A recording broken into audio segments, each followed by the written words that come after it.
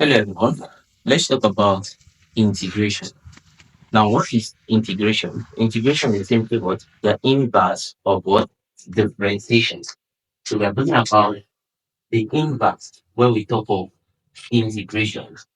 Now, if you should know how to solve differentiation very well, then integration as this course goes on, it will be a walk over.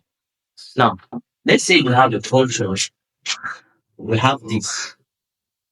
The differential of x divided by the differential of x is equal to the function of x.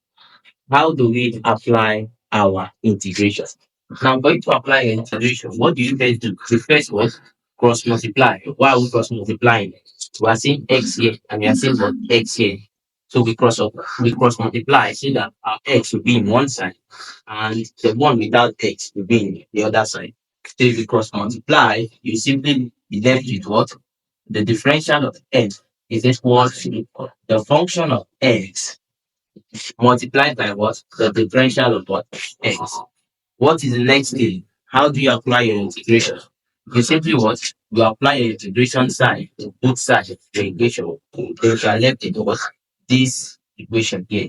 So this is how you apply your what? Your integration. Take it down. Types of what? Integration. Types of integration. Now, basically, we have two types of integration. The first one is what we call the definite integral, while the second one is called the indefinite integral. Now, the first one, which we are talking about, is what we call what? The definite integral, while the second one is called the indefinite integral. Now, when you hear of the definite integral, what should come to your mind? Now, the integral here is simply what? The integration we are talking about. Now, the definite integrals, these are those integrals with boundary conditions. The definite integral are those integrals with what? Boundary condition. While the ones of the indefinite integrals, these are those what? Integrals without what? Boundary condition. So in essence, your definite and your indefinite integral, the indefinite is just the opposite of what your definite integral.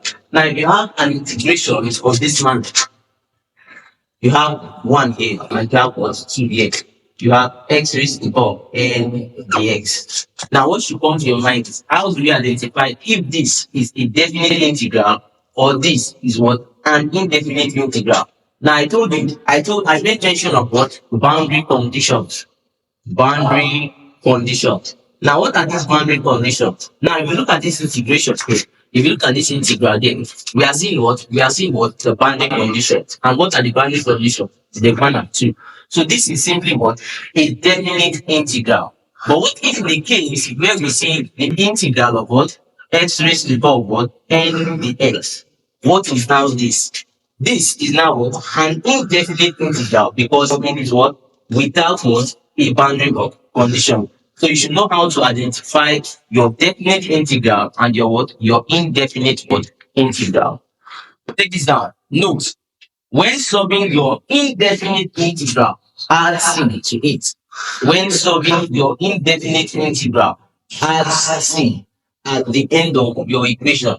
So imagine you are solving an indefinite integral, which is what? Indefinite integral. We are solving an indefinite integral of this manner. X n dx. Now, they are telling us to add c when solving what? An indefinite integral. But in the case where you are given boundary conditions and you are asked to what? To solve for your definite integral, then note you are not adding c to that equation. So if you have this indefinite integral, it will be what? X raised to the power of n dx. That is, you are integrating with respect to what? To x. How do you solve it? Now, for you to solve it, there is a general rule which guides us in solving what? Integration. And what is that general rule? Now, in solving this integration, it simply what? It simply tells you what? X what? N plus 1 divided by what? N plus 1. And after solving an indefinite integral, what do you add to it? You add c to it. Plus c. Now, this c is what we call the constant. The constant in the what? Integration which you've done. What is the case when you are asked to solve for what? Your definite integral. How do you go about it? Now, solving for your definite integral is simply what?